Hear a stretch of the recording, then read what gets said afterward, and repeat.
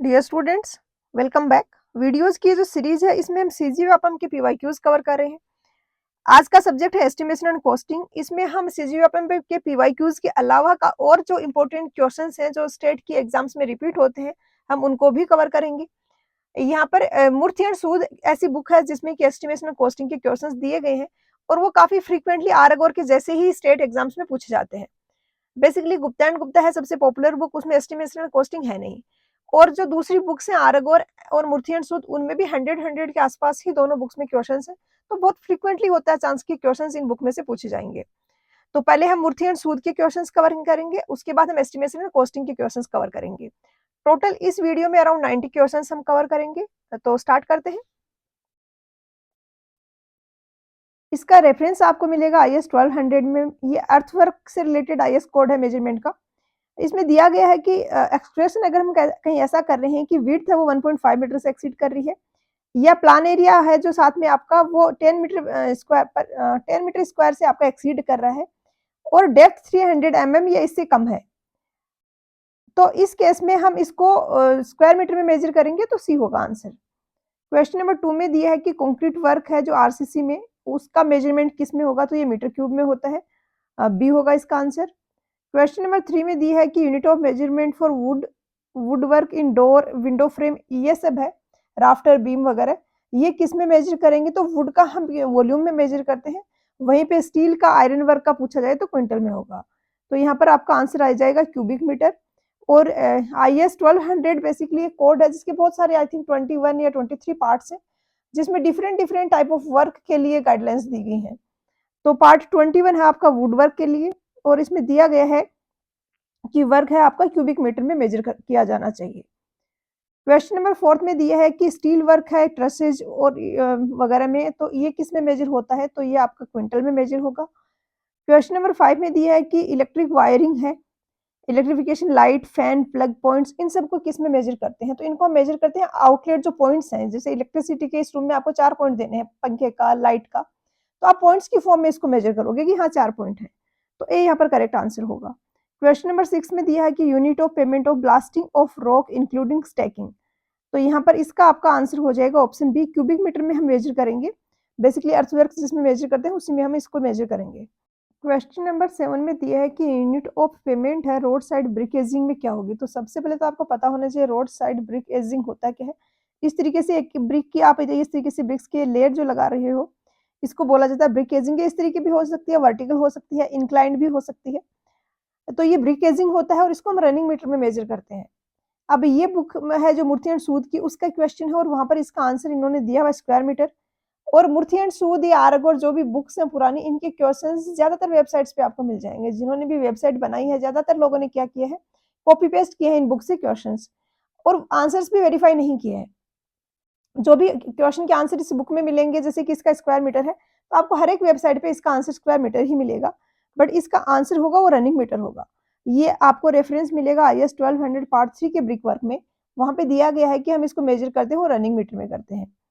ये 16.1 जो क्लॉज है उसमें दिया गया है। इसी के साथ में एस्टिमेट एंड कॉस्टिंग की जो BN दत्ता की बुक है, BN दत्ता की बुक में यहाँ पर ये दिया गया है कि ब्रिक वर्क है जो एजिंग का, उसका यूनिट ऑफ मेजरमेंट आपका मीटर होगा और यूनिट ऑफ पेमेंट आपका मीटर होगा। तो इस तरीके से यहाँ पर आंसर आपका करेक्ट आंसर ऑप्शन बी होगा। क्वेश्चन नंबर 8 में दिया है कि unit of measurement of partition wall क्या होगा, तो इसके रिगार्डिंग कोड है आपका IS 1200 पार्ट 3, और इसमें यहाँ पे दिया गया है कि जो 1 ब्रिक थिक या उससे कम थिकनेस की वॉल है उनको हम सेपरेटली मेजर करेंगे स्क्वायर मीटर में। वहीं पे वॉल्स जो एक्सीड कर रही हैं 1 ब्रिक थिक से बट नॉट एक्सीड कर रही हैं 3 ब्रिक से, इनको हम मेजर करेंगे multiply of half brick. Question number 9 में दिया है कि unit of payment for equation है ट्रेंचेज में, पाइप्स वगैरह केबल वगैरह डालने के लिए, अगर उनकी डेप्थ 1.5 मीटर तक है, ऑर्डिनरी रॉक या हार्ड रॉक है, तो हम किस यूनिट में पेमेंट करेंगे यहाँ पे, तो इसका आंसर की मैं आंसर ऑप्शन सी दिया गया है, बट इसका आंसर है वो ऑप्शन बी होगा, सॉरी बी नहीं ए होगा, क्यूबिक मीटर।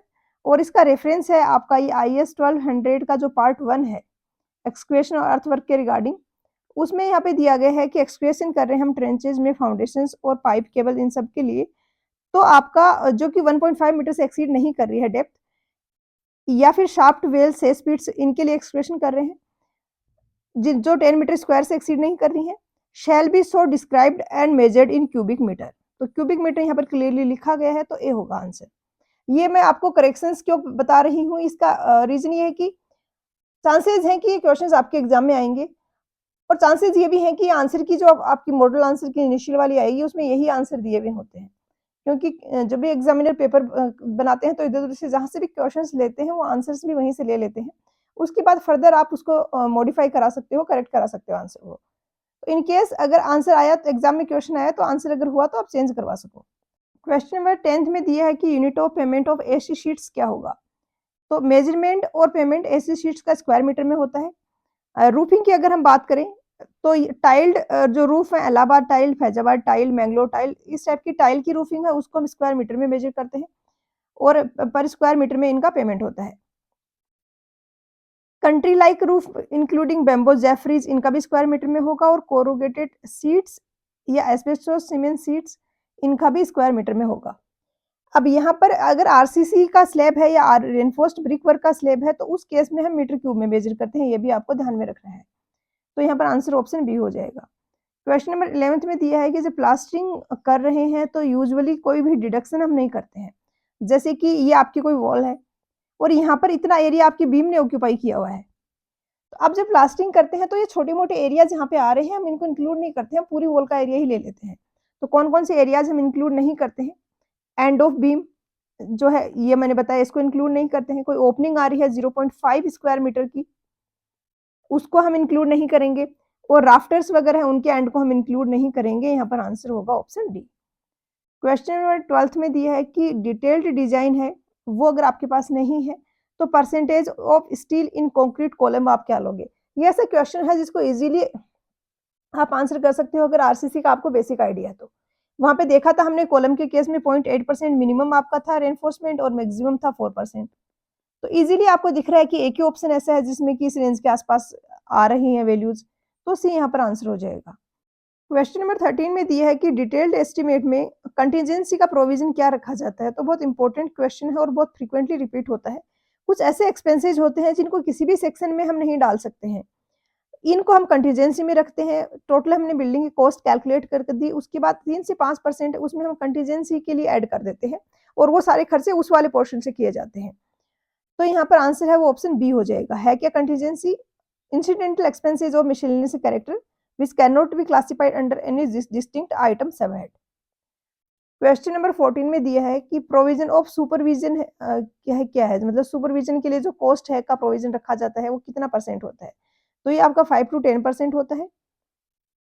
क्वेश्चन नंबर 15 में दिया है कि estimated expected to be least accurate, कौन सा ऐसा एस्टिमेट है जो कि लीस्ट एक्यूरेट होगा? तो प्लिंथ एरिया एस्टिमेट यहाँ पर लीस्ट एक्यूरेट होता है।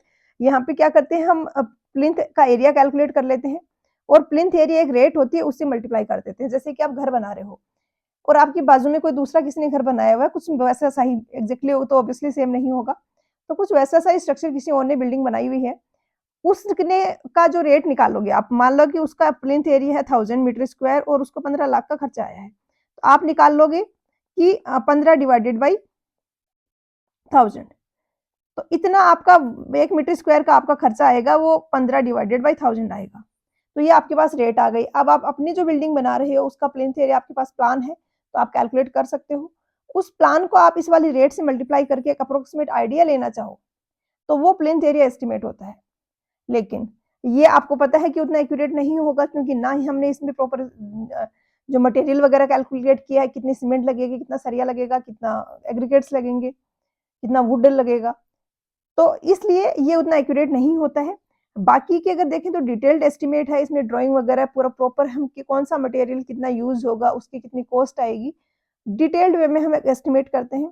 रिवाइज्ड एस्टिमेट और सप्लीमेंट्री एस्टिमेट भी डिटेल्ड एस्टिमेट के जैसे ही हैं, इनको बनाने का रीजन अलग होता है। कहीं पे डिटेल्ड एस्टिमेट है, उसकी जो आपकी कॉस्ट थी वो 5% के आसपास से एक्सीड कर रही है किसी भी रीजन से, तो उस केस में रिवाइज्ड एस्टिमेट बनाया जाता है। सप्लीमेंट्री एस्टिमेट ऐसे है कि आप बना रहे हो, कोई प्रोजेक्ट है, कोई बिल्डिंग है, उसके पास में आपको लगा कि एक और इसके साथ में यहाँ पर एक्स्ट्रा वर्क की रिक्वायरमेंट है, तो आप उसके लिए भी प्रॉपर डिटेल्ड एस्टिमेट के जैसा ही एस्टिमेट बनाते हो, उसको हम बोलते हैं सप्लीमेंट्री एस्टिमेट। तो ये तीनों तो बेसिकली डिटेल्ड एस्टिमेट जैसे ही हो गए, जहाँ पर प्रॉपर हम कितना मटेरियल लगेगा, कितना लेबर लगेगा, सारा का सारा कैलकुलेशंस करते हैं। तो यहाँ पर बी है वो करेक्ट आंसर होगा। क्वेश्चन नंबर 16 में दिया है कि cost of labour to total cost, तो ये होता है 1/4, मतलब 100 लाख की आपकी कोई बिल्डिंग बन रही है, तो आपका 24 लाख उसमें लेबर की कॉस्ट जाएगी। 1/4 होगा लेबर का कॉस्ट, जो आपका एक्चुअल कॉस्ट है, टोटल कॉस्ट है उसका। तो यहाँ पर आंसर ए होगा। बेसिकली इस तरीके से है ये टेबल, गेज नंबर है, तो गेज नंबर मेंशन किया हुआ, जैसे गेज नंबर है 4, तो ये जो सीट होगी इसकी थिकनेस होगी 5.095। वहीं पे अगर गेज नंबर 6 है तो ये 4.935 होगी। तो जैसे-जैसे हम नीचे जाते हैं, गेज नंबर हमारा जैसे-जैसे बढ़ता है, वैसे-वैसे हमारी थिकनेस है वो रिड्यूस होती जाती है। तो 25 गेज नंबर होगा, उसकी थिकनेस होगी, अगर वो स्टैंडर्ड स्टील सीट है तो 0.531, गैल्वेनाइज्ड है तो 0.627, ये यहाँ पे लिखा है, आई होप दिख रहा हो आपको। अगर स्टेनलेस स्टील है तो 0.556 होगा, और 0.455 होगा एल्यूमीनियम या ब्रास कॉपर की सीट है। तो यहाँ पर लेस देन 1 mm है वो करेक्ट आंसर होगा। क्वेश्चन नंबर 18 में दिया है कि आइटम ऑफ स्टील वर्क कौन सा है जिसको हम स्क्वायर मीटर में मेजर करते हैं। तो क्वेश्चन नंबर 1 में भी बताया था मैंने आपको क्या प्रिंसिपल है बेसिकली मेजरमेंट का। यहाँ पर एक बार फिर से इनको देख लेते हैं। जहाँ मास वॉल्यूमिनियस थिक वर्क होता है, इसको हम क्यूबिक मीटर में मेजर करते हैं। वहीं पे शैलो थिन सरफेस वर्क होता है, उसको हम स्क्वायर मीटर में मेजर करते हैं। लॉन्ग थिन वर्क होता है, जैसे हमने ब्रिक एजिंग देखा पीछे के क्वेश्चंस में, उनको हम लीनियर या रनिंग मीटर में मेजर करते हैं।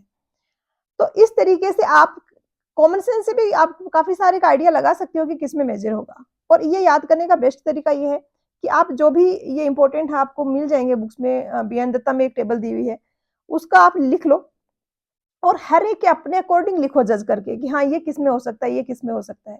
तो आई एम श्योर आप 70% तक तो ठीक लिख लोगे।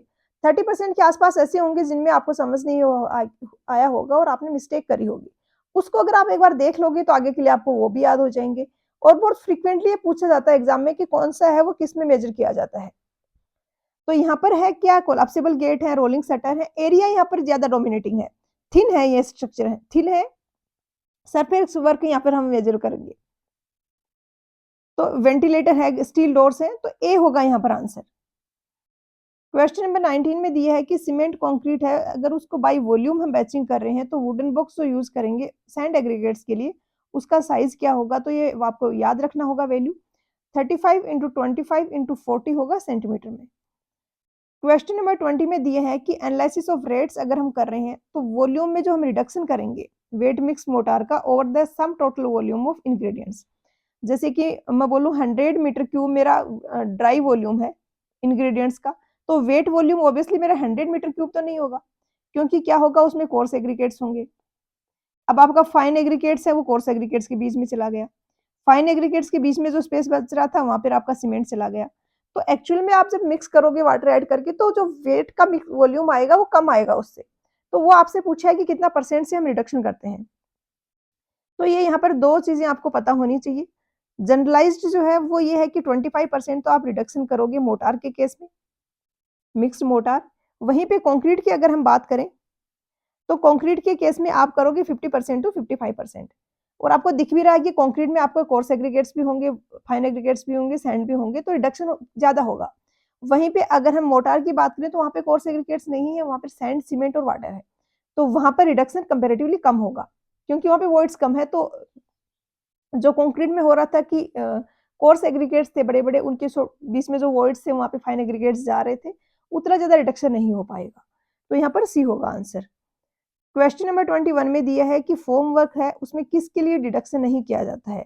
तो फॉर्म वर्क है उसके लिए IS 1200 पार्ट 5 एप्लीकेबल होता है। और इसमें दिया गया है कि फॉर्म वर्क में हम कोई रिडक्शन नहीं करेंगे अगर 0.4 मीटर स्क्वायर तक की कोई, मतलब 0.4 मीटर स्क्वायर या इससे कम की कोई ओपनिंग है तो उसके लिए हम रिडक्शन नहीं करेंगे, सी होगा आंसर। क्वेश्चन नंबर 22 में दिया है कि एनालिसिस ऑफ रेट्स में कॉन्ट्रैक्टर जो है उसका प्रॉफिट क्या कितना ऐड किया जाता है। तो काफी बार जब हम एस्टिमेशन करते हैं तो क्या होगा, रेट कर लेंगे हर एक पर्टिकुलर आइटम का, जैसे कि इतनी सीमेंट लगेगी, इतने लाख की आपकी सीमेंट आ गई, इतना सैंड लगेगा, इतने का ये आ गया, इतना लेबर की कॉस्ट आ गई, सारी आप ऐड कर लेते हो और उसी के साथ में जो आपका कॉन्ट्रैक्टर है उसका एक फिक्स परसेंटेज आप प्रॉफिट का भी ऐड कर देते हो। तो यूजुअली 10% रखा जाता है ये। तो परसेंटेज आपसे पूछा है तो सी होगा आंसर। क्वेश्चन नंबर 23 में दिया है कि जब रेट्स को एनालाइज कर रहे हैं तो वाटर चार्जेस हैं उनको हम ऐड करेंगे उन आइटम्स में जिनमें कि वाटर की रिक्वायरमेंट है। जैसे कि कहीं आपको मोटार बनाना है, कहीं आपको कंक्रीट बनाना है, तो उनमें वाटर की आपको रिक्वायरमेंट होगी। अब उसकी भी कुछ ना कुछ कॉस्ट तो पड़ेगी। तो उस कॉस्ट के लिए हम अलग से कैलकुलेट नहीं करते हैं कि हाँ, इतना लीटर पानी लगेगा तो उसकी हम प्रॉपर कैलकुलेशन करें, नहीं। हम क्या करेंगे, टोटल जो कॉस्ट आ रही है कंस्ट्रक्शन की, उसका कुछ परसेंटेज ले लेंगे। तो ये लिया जाता है 1.5%। Provision for water charges is 1.5% of the total cost. तो यहाँ पर आंसर ऑप्शन ए हो जाएगा। क्वेश्चन नंबर 24 में दिया है कि कितने मजदूर रिक्वायर्ड होंगे disposal of 30 cubic metre of surplus earth within lead on 30 metre. एक तो लिफ्ट और लीड का मतलब आई होप आपको पता हो। लिफ्ट क्या है, जैसे कि यहाँ पर एक्सप्रेशन कर रहे हो आप, तो यहाँ से आप मिट्टी को ऊपर उठा रहे हो, तो वर्टिकल जितना आपको मिट्टी को ऊपर ले जाना है वो होता है लीड। और लिफ्ट होता है कि हॉरिजॉन्टली कितना मूव कराना है। जैसे कि आपने किसी को कॉन्टेक्ट दिया, उन्होंने ये दिया आपको, आपने उनको ये कॉन्टेक्ट दिया कि आप मिट्टी को यहीं पे डंप कर दो। आपने उनकी ये डील हुई थी, लेकिन इस मिट्टी को आपके आगे कहीं डंप कराना है, तो अब उसके लिए आपको दूसरे मजदूरों की जरूरत पड़ेगी। तो यही ये वाला आपसे पूछा है कि डंप एक्सक्वेशन तो किया हुआ है, कहीं पे डंप की हुई है, इसको आपको दूसरी जगह ले जाना है, तो कितने मजदूर चाहिए होंगे। तो हाउ मेनी मजदूर विल बी रिक्वायर्ड अगर 30 क्यूबिक मीटर आपको सरप्लस अर्थ है और 30 मीटर के विद इन लीड है, मतलब यहाँ से जो ले जाना है, जिस डिस्टेंस पे दूसरी पे डंप करना है, वो डिस्टेंस आपकी जो है वो 30 मीटर या उससे कम है। तो यहाँ पर ये आईएस कोड में दिया गया है। अर्थवर्क है 28.3 क्यूबिक मीटर। अब 28.3 क्यूबिक मीटर इन्होंने क्यों लिया है, क्योंकि इन्होंने फिट में कैलकुलेशंस की हैं। तो 1000 क्यूबिक फिट होगा तो उसमें 28.30 क्यूबिक मीटर होगा, बट इसको हम राउंड ऑफ करके 30 मीटर क्यूब ले लेंगे। तो हम मानेंगे कि 30 मीटर क्यूब अगर हम एक्सक्रेशन करना है फाउंडेशन में, ट्रेंचेज में, ऑर्डिनरी सोइल है, तो उसमें डिस्पोजल जो होगा वो अगर 30 मीटर है, लिफ्ट 1.5 मीटर है, तो उस केस में कितना 28.3 मीटर क्यूब के लिए आपको 5 बेलदार चाहिए होंगे। बेलदार कौन है, वो पर्सन जो डिगिंग कर रहे हैं। 4 मजदूर चाहिए होंगे, तो इतना काम कर देंगे वो एक दिन में 28.30। वहीं पे रिफिलिंग करना है एक्सक्वेशन का, तो उस केस में 28.30 क्यूबिक मीटर के लिए आपको 3 बेलदार चाहिए, 2 मजदूर चाहिए और हाफ बिस्टी चाहिए। आपसे जो पूछा है क्वेश्चन में ये वाला पूछा है, ये मैं जस्ट डिस्कस कर रही हूँ, ऐसा नहीं है कि आपको सारा याद रखना है, क्योंकि मुझे नहीं लगता कि ये इतना ज्यादा आप याद रख पाओगे। तो जितने जिस टॉपिक से क्वेश्चन पूछे हैं, जैसे कि यहाँ पे ये वाली वैल्यू पूछी है, तो आप ये वाला याद रख लो। तो disposal of surplus earth within lead of 30 metre होगा, तो इसमें एक मजदूर कर देगा 2.83 मीटर क्यूब तक। तो 10 मजदूर होंगे तो 28.3 राउंड ऑफ करके 30 हो गया, तो सी आ जाएगा आंसर। क्वेश्चन नंबर 25 में दिया है कि number of BRICS usually carry करेगा जो ट्रक, वो क्या होगा। तो यहाँ पर करेक्ट आंसर जो है वो ऑप्शन ए होगा, बट जो मूर्ति एंड सूद की बुक है उसमें आंसर इसका ऑप्शन बी दिया गया है। इसका मैंने प्रॉपर रेफरेंस भी ऐड की है, आपकी जो बीएन दत्ता की बुक है एस्टिमेशन एंड कॉस्टिंग की, उसका पिक्चर ये मैंने ऐड किया है यहाँ पे। उसमें दिया गया है कि पक्का मेटल रोड होगा तो ट्रक्स की कैपेसिटी क्या होगी। 3 टन वाला ट्रक है तो 1000 तक ब्रिक्स लेके जा सकता है। 5 टन वाला होगा तो 1500, और 8 टन वाला डीजल ट्रक जो होगा वो 2000। तो ज्यादा से ज्यादा 2000 वाला है। तो ऑप्शन में जो दिए हैं उनमें से सबसे जो नियरेस्ट है वो ऑप्शन ए है, 8 टन वाले डीजल ट्रक के लिए, और पक्का रोड होगा। तो अगर मेटल रोड नहीं है, कच्चा अर्थन रोड है, तो वहां पर 33% से लेस कर देते हैं हम इन वैल्यूज को। इसी के साथ में यहाँ पर बाकी चीजों का भी दिया गया है, अदर मटेरियल जैसे कंकर, ग्रिट वगैरह का भी। क्वेश्चन नंबर 26 में दिया है कि हाइट ऑफ सिंक है वो वॉश बेसिन से फ्लोर लेवल के ऊपर कितनी होनी चाहिए। तो ये 75 टू 80 सेंटीमीटर होगा। यहाँ पर दिया गया है कि वॉश बेसिन है, इसके रिगार्डिंग एक तो आईएस कोड जो एप्लीकेबल है वो 2256/1972 है। 2 टाइप्स में यहाँ पे वॉश बेसिन होते हैं, फ्लैट बैक, और यहाँ पर इसमें क्या है, सिंगल टैप वाला और डबल टैप वाला। तो डबल टैप वाला की साइज ये होगी 450 इंटू 550 इंटू 400, और सिंगल टैप वाले की ये होगी। और यहाँ पर ये दिया गया है कि वॉश बेसिन है, इसकी हाइट है वो 75 टू 80 सेंटीमीटर होनी चाहिए। और एज फार एज पॉसिबल जो वेस्ट पाइप है वो take through the wall at the back of the wash basin. Wash basin के पीछे से वेस्ट पाइप है वो जानी चाहिए। तो बाकी सारे तो डेटा आई डोंट थिंक आपको याद रखने की जरूरत है, बट ये क्वेश्चन में जो पूछा है ये आपको जरूर याद होना चाहिए। क्वेश्चन नंबर 27 में दिया है कि कौन सा ब्रिक वर्क है जिसको हमें क्यूबिक मीटर में मेजर नहीं करते हैं। तो फुल ब्रिक वॉल या उससे कम यानी हाफ ब्रिक वॉल की भी अगर थिकनेस की वॉल होगी, तो हम उसको स्क्वायर में मेजर करेंगे। यहाँ पे दिया गया 1 brick thick and less shall each be measured separately. इनको हम स्क्वायर मीटर में मेजर करेंगे, थिकनेस को साथ में मेंशन करेंगे। तो यहाँ पर आंसर ऑप्शन डी होगा। क्वेश्चन नंबर 28 में दिया है कि एनालिसिस ऑफ रेट्स में क्वांटिटी है जो ड्राई मोटार की 10 क्यूबिक मीटर ब्रिक के लिए, वो क्या ली जानी चाहिए? तो क्वांटिटी ऑफ ड्राई मोटार है, इसका आपको यहाँ पर याद रखना होगा। Dry motor for brick work के केस में अगर हम बात करें तो 30% होता है, यानी अगर 100 क्यूबिक मीटर आपको ब्रिक वर्क चाहिए, तो उसमें ड्राई मोटार लगेगा वो 30 मीटर क्यूब लगेगा। अब यहाँ पर आपसे पूछा है 10 मीटर क्यूब का, तो आप 1/10 कर दोगे तो 3 मीटर क्यूब आ जाएगा। ऑप्शन बी आपका आंसर होगा। क्वेश्चन नंबर 29 में दिया है कि क्वांटिटी ऑफ स्टोन जो रिक्वायर्ड होगा 10 cubic metre of rubble masonry के लिए, वो क्या होगा? तो यहाँ पर दिया गया है कि स्टोन फॉर रबल मेसनरी के केस में 125% होगा, यानी 100 मीटर क्यूब हमें मशीनरी वर्क चाहिए, तो 125 मीटर क्यूब उसके लिए स्टोन लेना पड़ेगा हमें। तो यहाँ पर 10 का पूछा है, तो 12.5 यानी ऑप्शन डी है वो आपका आंसर हो जाएगा। और ये बी एन दत्ता की बुक में दिया गया है material for different items of work. अब यहाँ पे बहुत लंबी ये टेबल है, कोई भी इसको पूरा याद नहीं कर सकता, लेकिन एटलीस्ट यहाँ पर जो क्वेश्चंस मैंने करवाए हैं ना, उनमें जो डेटा दिए हैं वो अगर याद रख लोगे तो सफिशिएंट होगा। क्वेश्चन नंबर 30 में दिया है कि 1 क्यूबिक मीटर है अगर सीमेंट कंक्रीट 1:2:4 की कंक्रीट है, वॉल्यूम से हम मिक्स कर रहे हैं, number of cement bag required क्या होगा? तो मोटार के केस में हो तो अप्रोक्सीमेटली 25% आपको लेना है, मतलब 125% आप अगर ड्राई इंग्रेडिएंट्स लोगे तो 100 मतलब 125 मीटर क्यूब आप ड्राई इंग्रेडिएंट लोगे तो 100 मीटर क्यूब आपकी वेट मोटार मिलेगा। वहीं पे कंक्रीट के केस में आपको रखना है 50%। आगे हम डिस्कस भी करेंगे, इस पे भी बेस्ट क्वेश्चंस हैं कि कितना परसेंट रिडक्शन होता है, और इवन ये परसेंटेज भी अप्रोक्सीमेट ही ले रहे हैं हम, एग्जैक्टली ये वेरी करता है कि प्रोपोर्शन क्या है इसका सीमेंट का, कोर्स एग्रीगेट्स का, फाइन एग्रीगेट्स का, लेकिन इससे भी हो जाएगा। और आप पूरी वो वैल्यूज याद नहीं रख सकते, भी दिखाऊंगी मैं आपको टेबल कैसे वेरी करता है जो रिडक्शन हो रहा है वो। 50% अगर आप ले रहे हो, यानी 1 मीटर क्यूब अगर आपको कंक्रीट चाहिए, तो आपको ड्राई इंग्रेडिएंट्स लेने पड़ेंगे 1.5 मीटर क्यूब। 1.5 मीटर क्यूब में सीमेंट होगा 1 डिवाइडेड 1 प्लस 2 प्लस 4, तो 1.5 इंटू 1/7, यानी सीमेंट का यहाँ पर आपका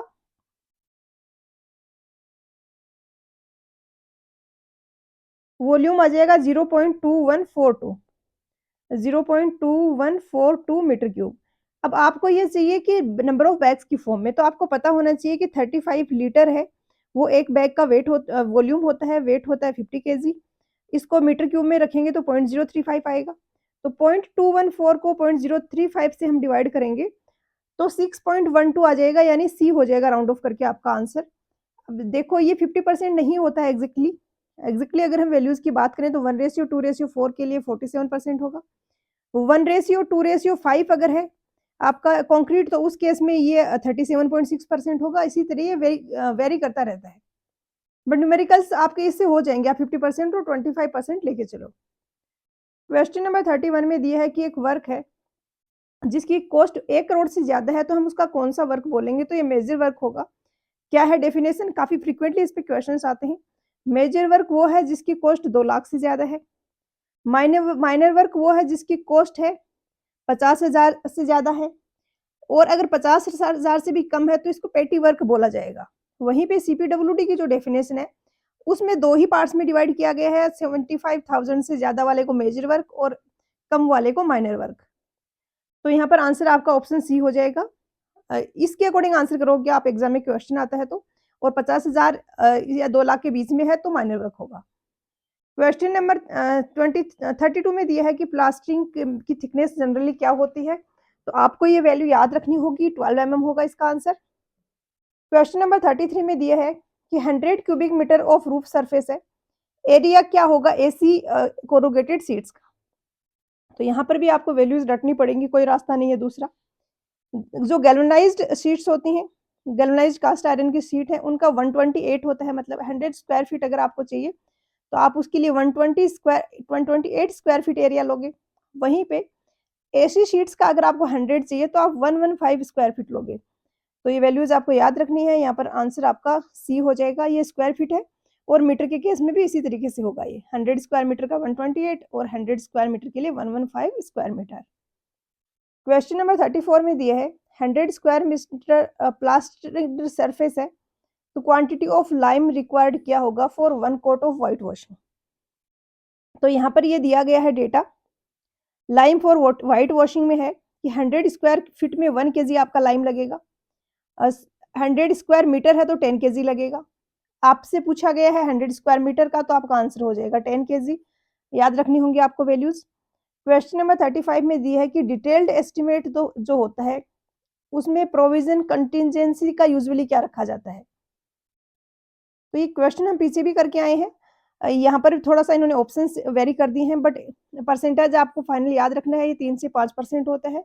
और ऐसे अनएक्सपेक्टेड खर्चे जो कि हम किसी भी सेक्शन में नहीं डाल सकते, उनको हम कंटिजेंसी में कंसिडर कर लेते हैं। जो प्रोजेक्ट की टोटल कॉस्ट है उसमें कुछ परसेंट हम कंटिजेंसी में ऐड कर देते हैं, तो यहाँ पर आंसर आपका ऑप्शन बी आ जाएगा। क्वेश्चन नंबर 36 में दिया है कि एनुअल रेंट है वो जनरली कितना परसेंट फिक्स किया जाता है। तो ये 5 से 10% होता है किसी बिल्डिंग की वैल्यू का, आपको याद रखनी होगी वैल्यू। यानी 1 करोड़ की अगर कोई बिल्डिंग है आपकी, तो आप एनुअली उससे 5 से 10 लाख रुपए जो रेंट है उसकी वो कैलकुलेट करोगे, रेंट है वो उसका फिक्स करोगे। क्वेश्चन नंबर 37 में दिया है कि ओरिजिनल कॉस्ट एक प्रॉपर्टी की माइनस डेप्रिसिएशन, इसको हम क्या बोलेंगे, तो ये होता है बुक वैल्यू। जैसे कि आपने 1 लाख की आज कोई मशीन खरीदी है, उसमें कुछ ना कुछ वियर एंड टियर हो रहा है, उसकी कीमत घट रही है धीरे धीरे, 4 साल बाद उसकी कीमत बच रही है सिर्फ 70,000 ही उसका कीमत है अभी। तो ये होगा, ये बुक वैल्यू होगा आपका। बाकी इसमें जो ऑप्शंस दिए हैं इनको हम फर्दर आगे के क्वेश्चंस में डिस्कस करेंगे। क्वेश्चन नंबर 38 में दिया है कि एक मशीन है उसकी कॉस्ट 50,000 है, यूजफुल लाइफ उसकी 10 ईयर्स है, डेप्रिसिएटेड कॉस्ट आफ्टर 5 ईयर्स क्या होगी अगर साल्वेज वैल्यू है उसकी 10,000 है। साल्वेज वैल्यू क्या है, लाइफ एंड होने के बाद में जो उसकी वैल्यू होगी वो। तो टोटल कॉस्ट आपकी यहाँ पे है 50,000 माइनस जो साल्वेज वैल्यू कितनी है, इसकी लाइफ खत्म होने के बाद भी इसकी कुछ कीमत है वो है 10,000। डेप्रिसिएशन कितना का हो रहा है, 40,000 का। लाइफ क्या है, 10 साल की इसकी लाइफ है। आपको स्ट्रेट लाइन बेसिस बताया गया है, स्ट्रेट लाइन बेसिस में फिक्स अमाउंट का डेप्रिसिएशन होता है हर साल। तो 10 साल में 40,000 हो रहा है, यानी 1 साल में आपका 4,000 का डेप्रिसिएशन हो रहा है। 1 साल में 4,000 का डेप्रिसिएशन हो रहा है, अभी आपकी कीमत है इसकी 50,000।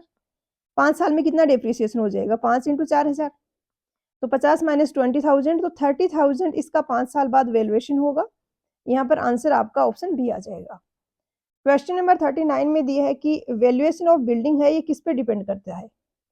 तो बिल्डिंग का वैल्यूएशन इसकी स्ट्रक्चर और ड्यूरेबिलिटी पे भी डिपेंड करेगा, ऑब्वियसली साइज और शेप पे भी डिपेंड करेगा, टाइप किस टाइप का है, क्वालिटी कौन सा मटेरियल मतलब कौन सी क्वालिटी का मटेरियल यूज किया गया है। तो यहाँ पर डी होगा आंसर। जैसे समझने के लिए आप कोई बिल्डिंग का एग्जांपल ले सकते हो। अब कोई घर अच्छा बढ़िया सा बनाया हुआ टाइल लगा के, वुडन फ्लोरिंग लगा के, अच्छा मटेरियल यूज हुआ है तो उसका वैल्यू ज्यादा होगी। बड़ा साइज का है तो ऑब्वियसली उसकी वैल्यू ज्यादा होगी। क्वेश्चन नंबर 40 में दिया है कि ग्रेजुअल रिडक्शन हो रहा है किसी वैल्यू में एज के साथ में, प्रॉपर्टी की वैल्यू में, तो इसको हम बोलते हैं डेप्रिसिएशन। पिछले क्वेश्चंस में हमने न्यूमेरिकल प्रॉब्लम में इसको समझा भी अच्छे से कि कैसे निकालते हैं ये। क्वेश्चन नंबर 41 में दिया है कि टोटल एस्टिमेटेड कॉस्ट है एक बिल्डिंग की, उसमें इलेक्ट्रिफिकेशन का यूजुअली कितना हम अकाउंट करेंगे। तो ये आपको रटना पड़ेगा। Sanitary and water supply works में 8% आपका होता है ये सैनिटरी और वाटर सप्लाई वर्क का, और 8% ही आपकी एस्टिमेटेड कॉस्ट होती है इलेक्ट्रिफिकेशन की। ये भी पूछा जाता है काफी बार सैनिटरी वाला, और इलेक्ट्रिफिकेशन भी बहुत फ्रिक्वेंटली पूछा जाता है। सी होगा इसका आंसर। क्वेश्चन नंबर 42 में दिया है कि जब लिंटल्स को एस्टिमेट कर रहे हैं तो डायमेंशन बीरिंग की डायमेंशन क्या ली जाएगी। लिंटल और आई होप आपको पता हो, जैसे कि ये आपकी वॉल है, उसमें ये आपको दरवाजा देना है, यहाँ पे ये दरवाजा है, इसके ऊपर यहाँ पर जो आप ऊपर की जो वॉल है इसका लोड लेने के लिए यहाँ पे जो टॉप पे आप एक बीम लगाते हो उसको हम बोलते हैं लिंटल। ठीक है। अब बीरिंग क्या है, बीरिंग है कि आपको जो आपका दरवाजा है, डोर है, उसकी ओपनिंग तो पता है। मान लिया फॉर एग्जांपल ये है आपका 1 मीटर, बट ये कुछ पोर्शन इसका दोनों साइड वॉल में भी गया हुआ होगा, अब वो आपको नहीं पता होता है। अगर वो पता है तो अच्छी बात है, नहीं पता होता है तो इसको बीरिंग बोलते हैं। और ये बीरिंग है, ये ली जाती है थिकनेस ऑफ लिंटल, जो आपकी लिंटल की थिकनेस है उसके इक्वल लेंगे, subjected to a minimum value of 12 centimetre. यहाँ पे दिया गया है if dimension of bearing is not given, bearing may be taken as same as the thickness of the lintel with a minimum of 12 centimetre. तो length आपकी lintel की क्या आ जाएगी, L plus L is equal to S plus 2t, T thickness इधर की, T इधर की, और एस है वो जो स्पेसिंग है ये डोर की ये वाली। तो यहाँ पर आंसर होगा ऑप्शन बी। क्वेश्चन नंबर 43 में दिया है कि वैल्यूएशन ऑफ प्रॉपर्टी है वो क्यों की जाती है। तो कहीं पर कोई ओनर प्रॉपर्टी को सेल करना चाहता है तो उसकी वैल्यूएशन जरूरी होती है। म्युनिसिपल टैक्स वगैरह काफी बार लगते हैं प्रॉपर्टी की वैल्यू के बेसिस पे, उसके लिए वैल्यूएशन किया जाता है। कहीं पे इंश्योरेंस कराना है आपकी किसी प्रॉपर्टी का, तो वो भी आपकी उसकी जो वैल्यू होगी उसके अकॉर्डिंग होगा। तो यहाँ पर डी आ जाएगा आंसर। क्वेश्चन नंबर 44 में दिया है कि वैल्यू ऑफ ए प्रॉपर्टी है जिसको हम ऑब्टेन कर सकते हैं एट एनी पर्टिकुलर टाइम। किसी भी पर्टिकुलर टाइम में आप ओपन मार्केट में अगर उसको बेचते हो तो जो आपको कीमत मिलेगी वो कौन सी है, तो ये होती है मार्केट वैल्यू। इसी के साथ में बुक वैल्यू हम पीछे डिस्कस कर चुके हैं, जो आपकी ओरिजिनल कॉस्ट थी उसमें से डेप्रिसिएशन घटाने के बाद जो वैल्यू बचेगी वो बुक वैल्यू होती है। इसी के साथ में आपको यहाँ पर टर्म्स का रेटेबल वैल्यू का भी पता होना चाहिए। रेटेबल क्या वैल्यू क्या है, एनुअली आप उससे जो रेंट से किराया कमा रहे हो, उसी बिल्डिंग को किसी को दे रहे हो रेंट पे, और एनुअली उससे जो कमा रहे हो उस प्रॉपर्टी से, after deducting the amount of yearly repairs. इस तरीके से समझो कि फॉर एग्जांपल 10 लाख का आपके कोई एक बिल्डिंग है, 10 लाख की बिल्डिंग है, उसमें आप 1 लाख रुपए महीने का साल का एनुअली कमा रहे हो। उसमें से आप घटा दो जो रिपेयर वगैरह में आपका जा रहा है, मान लिया कि साल का 10,000 आपका उसमें रिपेयर वगैरह का, व्हाइट वॉशिंग वगैरह का खर्चा हो रहा है, तो रेटेबल वैल्यू आपकी होगी 1 लाख माइनस 10,000, 90,000। क्या है ये एनुअली जो हम जो आ रहा है उसमें, वो इसमें से हमने डिडक्ट कर दिया ग्रॉस इनकम में से जो रिपेयर वगैरह का खर्चा था वो। क्यों निकालते हैं हम इसको, क्योंकि काफी बार म्युनिसिपल और दूसरे जो टैक्सेस होते हैं वो रेटेबल वैल्यू के सर्टेन परसेंटेज होते हैं। एक तो होती है मार्केट वैल्यू, मार्केट वैल्यू की आप अभी बेचोगे उसको तो कितने लाख की, वो जो 10 लाख उसकी मार्केट वैल्यू है, आप महीने का उस साल का उससे 1 लाख कमा रहे हो, 10,000 रिपेयरिंग पे खर्चा हो रहा है, तो 90,000 आपकी रेटेबल वैल्यू हो गई। क्वेश्चन नंबर 45 में दिया है कि net L one letting out value of a property, ये हम पिछले क्वेश्चन में ही डिस्कस करके आए हैं, ये रेटेबल वैल्यू होता है। क्वेश्चन नंबर 47 में दिया है कि कोई ट्रेजर या वैल्यूएबल मटेरियल है, एक्सक्वेशन में अगर वो हमें मिलता है तो वो किसकी प्रॉपर्टी है, तो ये गवर्नमेंट की प्रॉपर्टी होती है, सी होगा इसका आंसर। वो लैंड चाहे किसी की भी हो, इवन आप अपना घर बना रहे हो, वहां पे आप एक्सक्वेशन कर रहे हो, अगर आपको मान लिया चांदी के सिक्के मिल गए, वहां पे कोई बोलती एंटिक चीज मिल गई, तो वो आपका नहीं है, वो गवर्नमेंट का राइट होगा उस पर। तो यहाँ पर सी होगा आंसर। क्वेश्चन नंबर 48 में दिया है कि गैल्वेनाइज्ड कोरुगेटेड आयरन शीट्स हैं, उनमें पिच है कोरुगेशन का, वो यूजुअली क्या होगा। तो सबसे पहले तो कोरुगेटेड आयरन शीट्स आपको पता होनी चाहिए, जो आयरन शीट्स होते हैं ना इस तरीके से, जिनको छत वगैरह में जैसे पार्किंग वगैरह बना रहे हैं हम, कोई ऐसा तरीके से हमें कवर करना है स्पेस को, तो वहां पर हम यूज करते हैं इनका काफी बार। और इनका यहाँ पर जो पूछा गया है आपसे डिस्टेंस, तो ये जीआई शीट्स के बारे में सारा दिया है, गैल्वेनाइज्ड कोरुगेटेड आयरन शीट्स। इनका लेंथ मेंशन किया गया है 1.1, 2.2, 2.5, 2.8 तो 3.2 मीटर, इस तक की लेंथ के मिलते हैं। स्टैंडर्ड विड्थ होती है 80 centimetre. Number of corrugation usually 10 होते हैं एक सीट में। पिच है centre to centre distance of corrugation is 7.5 centimetre. तो वैसे तो इसमें काफी कुछ डेटा दिया है, बट मुझे लग रहा है जितना क्वेश्चन में दिया उतना याद रख लो, सफिशिएंट रहेगा। 75 सेंटीमीटर है, और डेप्थ ऑफ कोरुगेशन आपका दिया गया है 18 mm। क्वेश्चन नंबर 49 में दिया है कि स्टैंडर्ड लेंथ एंड विड्थ होती हैं जो कोरुगेटेड शीट्स की, उनके अलावा एक और इम्पोर्टेंट डायमेंशन होता है जिसको हम यूजुअली कंसिडर करते हैं, वो क्या है, तो ये गेज ऑफ द मटेरियल होता है। गेज है बेसिकली आपकी थिकनेस, जो आपका मटेरियल है उसकी थिकनेस क्या है वो गेज होगा। यहाँ पर आपका आंसर आ जाएगा ऑप्शन डी। क्वेश्चन नंबर 50 में दिया है कि यहाँ पर जो ऑप्शंस दिए हैं उनमें से कौन सी स्टैंडर्ड लेंथ नहीं है एस्बेस्टोस सीमेंट कोरुगेटेड शीट्स की। तो इस तरीके की आपने देखी होंगी, ये एस्बेस्टोस सीमेंट कोरुगेटेड शीट्स होती हैं, और इनका जो डायमेंशन मेंशन्ड है लेंथ का 1.5 metre, 1.75 metre, 2 metre, 2.25 metre, 2.75 metre, 3 metre, इस सारी लेंथ में ये अवेलेबल है। स्टैंडर्ड विड्थ इनका होगा 1.05 मीटर। नंबर ऑफ कोरुगेशंस यूजुअली होंगे 7 पर सीट में। पिच होगा कोरुगेशंस का 14.6 सेंटीमीटर, और डेप्थ होगी 4.8 सेंटीमीटर। अब आपसे क्या पूछा है यहाँ पे कि कौन सा स्टैंडर्ड लेंथ नहीं है, तो 2.5 आपको दिख रहा है कि यहाँ पे नहीं है, तो ये आंसर हो जाएगा। क्वेश्चन नंबर 51 में दिया है कि स्टैंडर्ड विड्थ क्या होगा एस्बेस्टोस सीमेंट कोरुगेटेड शीट्स का। तो पिछले क्वेश्चन में भी मैंने आपको बताया कि ये होता है 1.05। तो यहाँ पर आपका आंसर हो जाएगा ऑप्शन सी। क्वेश्चन नंबर 50 में दिया है कि यहाँ पर ऑप्शंस में दिए हैं उनमें से कौन सा स्टैंडर्ड लेंथ नहीं है एस्बेस्टोस सीमेंट कोरुगेटेड शीट्स का। तो इस तरीके की शीट्स आपने देखी होंगी, ये होती हैं एस्बेस्टोस सीमेंट कोरुगेटेड शीट्स और इनकी डायमेंशंस का दिया गया है कि 1.5 मीटर, 1.75, 2 मीटर, 2.25, 2.75 और 3 मीटर की शेप में लेंथ में आते हैं। तो वैसे तो ऑप्शंस में देखा जाए तो 2 यहाँ पर ऐसे ऑप्शंस हैं जो कि इनमें नहीं दिए गए हैं। आंसर जो मूर्ति एंड सूद की बुक में दिया है वो ऑप्शन सी दिया है। इसी के साथ में इसकी स्टैंडर्ड विड्थ भी इम्पोर्टेंट है हमारे लिए, जो कि दी गई है 1.05 मीटर। यानी ये विड्थ है, ये 1.05 मीटर है। ये जो आपको दिख रहा है लेंथ, ये आपकी इन सब में से कुछ हो सकती है। इसी के साथ में पिच ऑफ कोरुगेशंस जो है, ये इनके बीच का ये वाला डिस्टेंस, ये 14.6 सेंटीमीटर है और ये जो कोरुगेशन है इसका जो डेप्थ है, ये 4.8 सेंटीमीटर है। क्वेश्चन नंबर 51 में पूछा है स्टैंडर्ड विड्थ क्या होगी एस्बेस्टोस सीमेंट कोरुगेटेड शीट्स की। तो ये 1.05 मीटर होगा। पिछले क्वेश्चन में भी हमने किया था डिस्कस, यहाँ पर ये दिया गया है।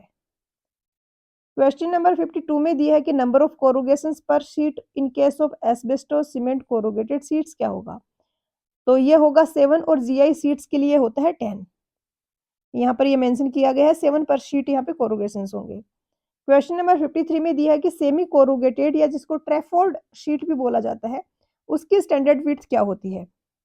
तो यहाँ पर जो आप देख रहे हैं इस तरीके से कि कंटिन्यूअसली कोरुगेशंस नहीं है, फ्लैट एरिया है, फिर एक कोरुगेशन दिया गया है, फिर फ्लैट एरिया है। तो इसका यहाँ पर आंसर होगा 1.10 मीटर। ये दिया गया है कि इसकी विड्थ 1.10 मीटर होती है। 3 कोरुगेशंस होते हैं एक शीट में, तो डी हो गया। क्वेश्चन नंबर 54 में दिया है कि एनुअल फाइनेंशियल स्टेटमेंट जो एंटीसिपेटेड रिसीट्स का और एक्सपेंडिचर का है वो क्या है। तो ये बेसिकली बजट होता है। इसका मूर्ति एंड सूद की बुक में आंसर ऑप्शन डी दिया गया है। क्यों मैं आपको बार-बार मूर्ति एंड सूद के आंसर्स बता रही हूँ, क्योंकि काफ़ी ज़्यादा हाई चांसेस है अगर ये क्वेश्चन आपके एग्ज़ाम में आएँगे तो आपकी जो इनिशियल आंसर की आएगी, उसमें आंसर इसके अकॉर्डिंग ही दिया हुआ होगा और आपको करेक्ट कराना होगा। और इसीलिए मैं यहाँ पे रेफरेंसेस भी ऐड कर रही हूँ। ये जो है ये दिया गया है डेफिनेशन बी एन दत्ता की बुक में। बी एन दत्ता की आपकी जो एस्टिमेशन की बुक है, उसमें दिया गया है यहाँ पर कि बजट क्या है, एक एनुअल फाइनेंशियल स्टेटमेंट है, एंटिसिपेटेड रिसीप्ट्स जो है और एक्सपेंडिचर्स जो है। तो इस हिसाब से ये आंसर करेक्ट होगा, वो बजट होगा। क्वेश्चन नंबर 55 में दिया है कि फ्लोर एरिया है, ये बालकनी का एरिया कितने परसेंट तक इंक्लूड करता है। तो इसके रिगार्डिंग कोड है IS 38671, जिसमें प्लिंथ एरिया दिया गया है और प्लिंथ एरिया से हम फ्लोर एरिया कैलकुलेट करते हैं। जैसे कि फॉर एग्जांपल ये आपका कोई एक फ्लोर है, तो ये सारा का सारा आपका इंक्लूडेड होगा प्लिंथ एरिया में, जो सारा का सारा बिल्टअप एरिया है। वहीं पे अगर ये वॉल्स का एरिया हम घटा दें, ये वाला एरिया जो वॉल्स का एरिया अगर हम प्लिंथ एरिया में से घटा दें तो हमें जो मिलेगा वो फ्लोर एरिया होगा। तो प्लिंथ एरिया क्या होगा, बिल्टअप कवर्ड एरिया जो टोटल होगा वो प्लिंथ एरिया है और IS 3861 में ये दिया गया है। इसके साथ ये भी दिया गया है कि प्लिंथ एरिया में क्या-क्या इंक्लूड किया जाना चाहिए। तो यहाँ पे area of wall at the floor level, plinth offset वगैरह को हम इंक्लूड नहीं करेंगे। इसी के साथ में ये भी दिया गया है कि ओपन वरांडा के केस में हम 100% एरिया इंक्लूड करेंगे और 50% एरिया हम इंक्लूड करेंगे अनप्रोटेक्टेड है, अगर ऊपर से अनप्रोटेक्टेड है, छत नहीं है वरांडा के, तो 50% इंक्लूड करेंगे। सेम बालकनी के केस में है, 100% एरिया इंक्लूडेड होगा अगर बालकनी है आपकी प्रोटेक्टेड है, प्रोजेक्शन से छत है उसके ऊपर। वहीं पे 50% एरिया इंक्लूड करेंगे अगर अनप्रोटेक्टेड बालकनी है तो। अब यहाँ पर वैसे तो क्वेश्चन में मेंशन किया जाना चाहिए था कि प्रोटेक्टेड है या नहीं है, बट आंसर ऑप्शन सी दिया है तो आपको इसके अकॉर्डिंग याद रखना है। और फ्लोर एरिया आपका होता है, floor area is the total area of floor in between walls. तो बेसिकली प्लिंथ एरिया में से हम घटा देते हैं वॉल्स का एरिया, तो हमें फ्लोर एरिया मिलता है। क्वेश्चन नंबर 56 में दिया है कि कोई टेंडर है, उसको सबमिट करता है कोई कॉन्ट्रैक्टर, तो उसके साथ में कुछ अमाउंट ऑफ मनी सबमिट करता है एज ए गारंटी, उसको क्या बोलते हैं। तो ये होता है अर्नेस्ट मनी। इसको अच्छे से समझने के लिए हम एग्जाम्पल लेते हैं। फॉर एग्जाम्पल आप किसी PWD के डिपार्टमेंट में काम कर रहे हो और 1 करोड़ का आपका कोई प्रोजेक्ट है, आपने टेंडर मांगी लोगों से। किसी को अगर आइडिया नहीं हो क्या प्रोसेस होता है तो थोड़ा सा मैं आपको आइडिया दे देती हूँ कि जैसे PWD का कोई डिपार्टमेंट है, आपको कोई काम कराना है, तो आप उसका स्पेसिफिकेशन दे दो कि इतना काम है, इस क्वालिटी का काम है, इस टाइम ड्यूरेशन तक खत्म करना है। और उसके बाद टेंडर जो है कॉन्ट्रैक्टर है वो सारे टेंडर भरते हैं कि हाँ ये काम मैं इतने में कर दूंगा, मैं इतने में कर दूंगा। सबको मौका मिलता है, डेमोक्रेटिक कंट्री में होना भी यही चाहिए। और पीडब्ल्यूडी के लिए भी ये बेस्ट है कि जो मिनिमम है कोट कर रहा है उसको हम फाइनल कर दें। ठीक है। अब कोई एक ऐसा कॉन्ट्रैक्टर है जिसकी नई किसी कंपनी स्टार्ट करी है, 2-4 लाख का काम करता है, उसने क्या किया, टेंडर यहाँ पे भर दिया कि 50 लाख प्राइस कोट करते हुए भर दिया। उसको आइडिया था नहीं, उसने इतना बड़ा कोई काम कभी किया नहीं था और उसने भर दिया टेंडर। अब सबसे मिनिमम कॉस्ट उसी की होगी तो टेंडर उसी को देना पड़ेगा रूल्स के अकॉर्डिंग।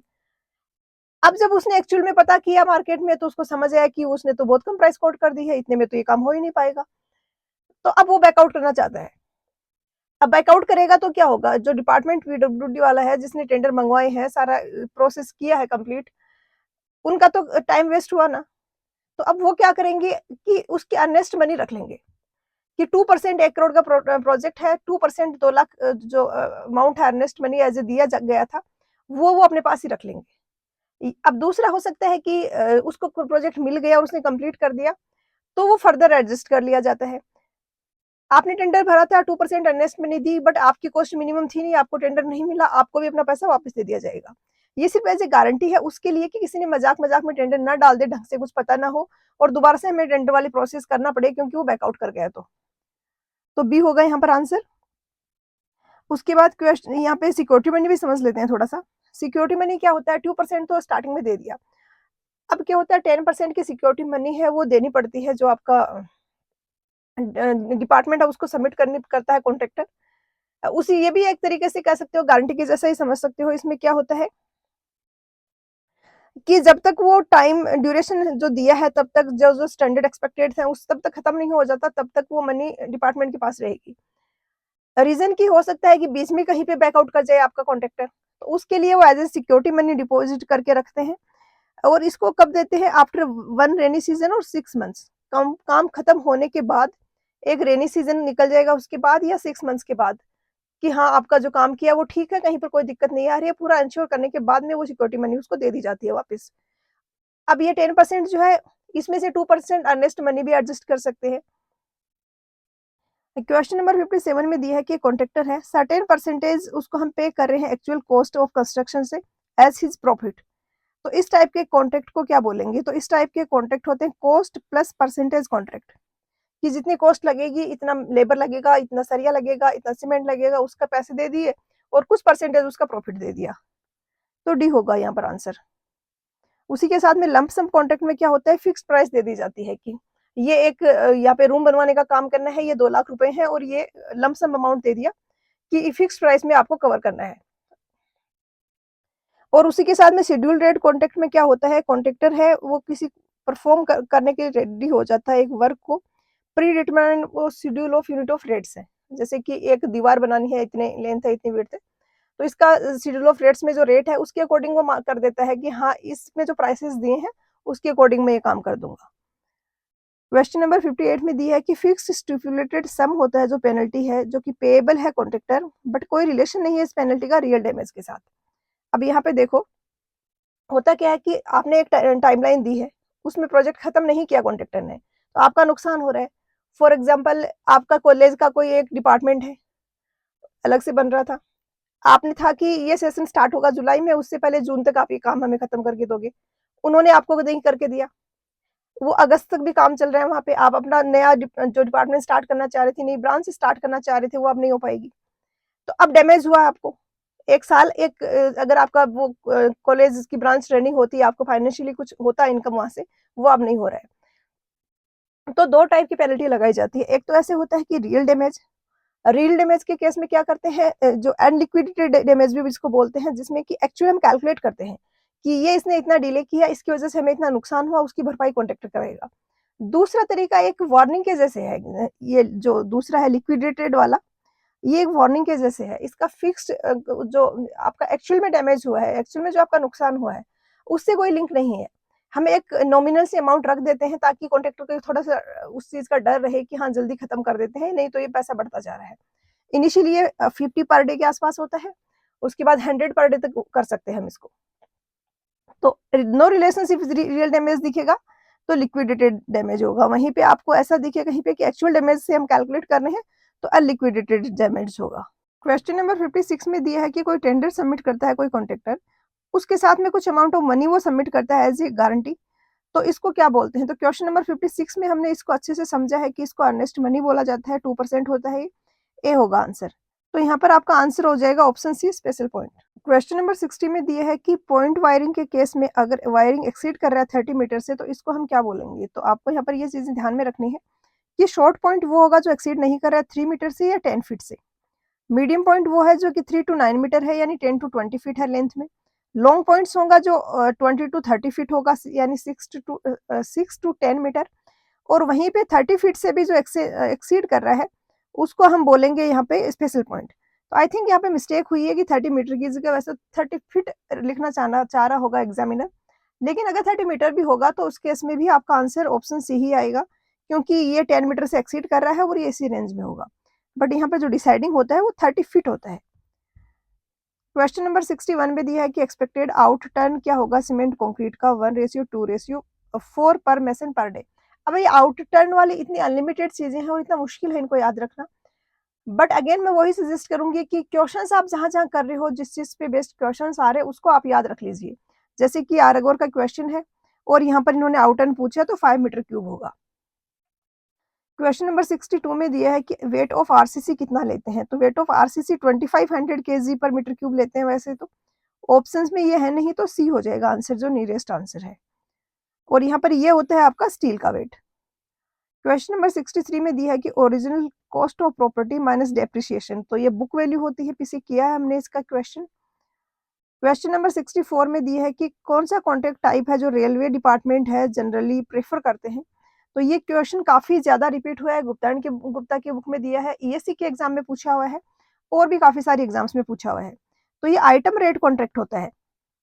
इन शेड्यूल कॉन्ट्रैक्ट में क्या होगा? कॉन्ट्रैक्टर है वो किसी कंस्ट्रक्शन को एग्जीक्यूट करने का लिए रेडी हो जाता है आइटम रेट बेसिस पे। तो वेरियस आइटम ऑफ वर्क जो एक्चुअली वो करेगा उसके बेसिस पे उसको पेमेंट करेंगे, कि हमें कोई प्रोजेक्ट है उसका फिक्स नहीं कर रहे हैं। जो जो इसमें वो करेगा आइटम मतलब वर्क करेगा उसका आइटम रेट के बेसिस पे हम उसको पे कर देंगे, सी होगा आंसर। क्वेश्चन नंबर 65 में दिया है कि सैनिटरी और वाटर सप्लाई वर्क्स का पूछा है।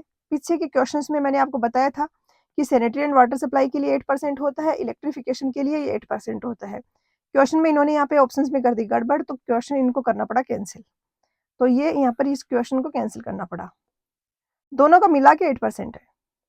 यहाँ पे क्लियरली लिखा गया sanitary and water supply. Question number 66 में दिया है कि कौन सा पर्पज है वैल्यूएशन का? तो किसी भी प्रॉपर्टी की हम वैल्यूएशन करते हैं उसके क्या क्या रीजंस हो सकते हैं। कोई बाई कर रहे हैं या सेल कर रहे हैं प्रॉपर्टी को, टैक्सेशन म्युनिसिपैलिटी को टैक्स पे करना है तो आपको वैल्यूएशन पता होना चाहिए। रेंट फिक्स कर रहे हैं किसी का प्रॉपर्टी का तो उसके लिए वो वैल्यूएशन पता होना चाहिए, क्योंकि उसका कुछ परसेंटेज है, आप रेंट फिक्स कर सकते हैं। सिक्योरिटी लोन्स कहीं पे गिरवी रखना आपको अपनी प्रॉपर्टी, उसके लिए उसकी वैल्यूएशन की जाती है। कंपल्सरी एक्विजिशन करना है, कहीं पे आपका कोई दुकान थी उसके पास से हाईवे जा रही है और आपकी जो दुकान है अब वो हाईवे को एक्सपेंड कर रहे हैं तो उसके एरिया में आ रही है, तो जो भी डिपार्टमेंट है हाईवे बनाने वाला एनएचएआई है तो वो आपका एक्वायर करेगा आपकी शॉप को, और उसके लिए आपको वैल्यूएशन पता होनी चाहिए उसके। तो यहाँ पर जो ऑप्शन है उनमें आपका करेक्ट है टैक्सेशन। क्वेश्चन नंबर 67 में दिया है कि superintending engineer water resources department में उसका जो एरिया होता है जिसमें वो काम करता है, हेड है जिसका, उसको क्या बोलते हैं? तो यहाँ पे देखो सबसे ऊपर आपका होता है चीफ इंजीनियर, उसके नीचे आएगा सर्कल्स होंगे, एक चीफ इंजीनियर है उसके नीचे बहुत सारे सर्कल्स होंगे, उनको रीजन्स भी बोला जाता है। उनका हेड होगा आपका एसई, सुपरिटेंडिंग इंजीनियरिंग। एक सर्कल है उसको फर्दर डिविजन्स में डिवाइड किया होता है, इसका हेड होता है आपका एक्शन एग्जीक्यूटिव इंजीनियर। उसी के साथ में जो डिवीजन है उसको फर्दर डिवाइड किया जाता है सब डिविजन्स में, और सब डिविजन्स में जो हेड होगा डिफरेंट सब डिविजन्स में वो हेड होंगे मतलब एसडीओ या ए। कोई बहुत ही बड़ा सब डिवीजन है तो एक सब डिवीजन में एक से ज्यादा ए असिस्टेंट इंजीनियर भी हो सकते हैं, जिनको हम सब डिविजनल ऑफिसर भी बोलते हैं, एसडीओ। और अगर छोटा सब डिवीजन है तो हो सकता है एक ही उसको कंट्रोल कर ले। और एक्चुअल में जो इंचार्ज है एग्जीक्यूट करने का, सुपरवाइज करने का, मैनेज करने का, वो है असिस्टेंट इंजीनियर का, कि साइट पे जो काम हो रहा है उसको प्रॉपर एग्जीक्यूट करवाना रिस्पॉन्सिबिलिटी है असिस्टेंट इंजीनियर की। तो यहाँ पर आपका आंसर हो जाएगा circle, option D. Question number 68 में दिया है कि ग्रेजुअल रिडक्शन हो रहा है किसी प्रॉपर्टी की वैल्यू में एज के साथ में, तो वो डेप्रिशिएशन होता है, सी होगा आंसर। क्वेश्चन नंबर 69 में दिया है कि सारे रूम्स हैं ह्यूमन हैबिटेशन के लिए, उनकी हाइट है वो एक्स मीटर होनी चाहिए कम से कम सरफेस ऑफ फ्लोर से, जो लोवेस्ट पॉइंट है उसकी हाइट है वो एक्स मीटर कम से कम होनी ही चाहिए। तो यहाँ पर देखो क्या गाइडलाइन है, ये कोई हाउसिंग बोर्ड जो है आपका, उसका आई थिंक ये बुकलेट अवेलेबल थी एक, जो मतलब गवर्नमेंट की तरफ से रिलीज की जाती है। तो इसमें दिया गया है कि 2.75 मीटर है, ये सरफेस से होना चाहिए। और उसी के साथ में कुछ और गाइडलाइन दी गई हैं। Clear headway under any beam 2.4 metre से ज़्यादा मतलब कम नहीं होना चाहिए। पिस्ड रूफ है, अगर स्लोपिंग रूफ है तो एवरेज हाइट रूम की 2.75 होनी चाहिए, क्योंकि उसमें इस तरीके से होगा ना, तो हर जगह तो 2.75 नहीं होगा, यहाँ पे कम होगा, यहाँ पे ज़्यादा होगा, बट एवरेज है वो 2.75 मीटर होनी चाहिए। तो यहाँ पर आपका आंसर हो जाएगा ऑप्शन बी। क्वेश्चन नंबर 70 में दिया है कि ऑप्शंस में यहाँ पर जो दिए गए हैं, unit rate analysis of an item of A building में कौन सा इंक्लूडेड नहीं होगा, कंसिडर नहीं किया जाएगा। तो यूनिट रेट एनालिसिस हम करेंगे, उसमें आपका स्किल्ड लेबर मटेरियल जो लग रहा है वो हम कैलकुलेट करेंगे, और इसी के साथ में कॉन्ट्रैक्टर प्रॉफिट भी उसमें ऐड किया जाता है, कंटीजेंसी एक्सपेंसेस उसमें नहीं होते हैं। तो ए यहाँ पर करेक्ट आंसर आ जाएगा। क्वेश्चन नंबर 71 में दिया है कि plinth area, floor area, carpet area, इनको हम कैसे अरेंज करेंगे। तो सबसे पहले तो देखो प्लिंथ एरिया होता है, उसमें सारा का सारा बिल्टअप एरिया आ जाता है आपका। फॉर एग्जाम्पल ये आपका कोई रूम है, ठीक है, ये आपका WC एरिया है, वाटर वॉशरूम वाला जो एरिया, वाटर क्लोजेट वाला, ये कोई एक रूम है, एक दूसरा रूम है। जब आप प्लिंथ एरिया कैलकुलेट करोगे तो आप ये पूरा का पूरा एरिया कैलकुलेट कर लोगे, ये प्लिंथ एरिया होगा। अब अगर इसमें आप वॉल्स का एरिया घटा दो, यहाँ पे दीवार आ रही है, यहाँ पे दीवार आ रही है, और यहाँ पे भी इस तरीके से दीवार होगी बाहर को, तो ये दीवार वाला एरिया अगर घटा दे तो हमें फ्लोर एरिया मिलेगा। फ्लोर एरिया में से हम वाटर क्लोजेट का एरिया, इस टाइप का एरिया जो कि मतलब यूजेबल नहीं है एक रहने के हिसाब से, कि रह नहीं रहे हम वहाँ पे, तो ये है, इसको अगर हम घटा देते हैं तो हमें जो मिलता है वो कारपेट एरिया है। थोड़ा-थोड़ा आप इससे ऐसे लिंक कर सकते हो जहाँ पे आप कारपेट बिछा सकते हो। जैसे बेडरूम हो गया, ड्राइंग रूम हो गया, वो सारा कारपेट एरिया में आएगा। तो प्लिंथ एरिया होगा वो सबसे बड़ा होगा। दीवारों का एरिया घटा के फ्लोर एरिया मिलेगा, और वॉशरूम वगैरह का एरिया घटाने के बाद हमें कारपेट एरिया मिलता है। तो करेक्ट आंसर ऑप्शन बी होगा। क्वेश्चन नंबर 72 में दिया है कि डैम्प प्रूफ कोर्स है जो सीमेंट कंक्रीट में, और ड्रिप कोर्स है 10 सेंटीमीटर थिक, इनको हम किस में मेजर करेंगे। तो डैम्प प्रूफ कोर्स का तो यहाँ पर आई एम श्योर काफी लोगों को पता होगा, इसको हम मीटर स्क्वायर में मेजर करते हैं। लेकिन ड्रिप कोर्स अगर आपको पता होगा ना, ड्रिप कोर्स, तो आप इसका आंसर सही से दे दोगे। देखो ये डायग्राम देखो, ये होता है ड्रिप कोर्स। पर्पज क्या है कि आपका पानी जो बारिश का आ रहा है वो दीवार के साथ साथ नीचे ना जाए, नहीं तो वो दीवार में सीपेज होके जाएगा। तो हम दीवार से कुछ डिस्टेंस पे उसको थ्रो कराते हैं, तो छज्जे के जैसे समझ सकते हो आप इसको। तो ये ड्रिप कोर्स दिया गया है ताकि पानी जो गिर रहा है वो दीवार से थोड़ा दूर गिरे, जो बारिश का पानी आ रहा है। तो ड्रिप कोर्स से आप यहाँ पर आपको समझ आ गया होगा कि रनिंग मीटर में हम इसको मेजर करेंगे, क्योंकि यहाँ पर लेंथ ही है जो सिग्निफिकेंटली लार्ज डायमेंशन होगी एक।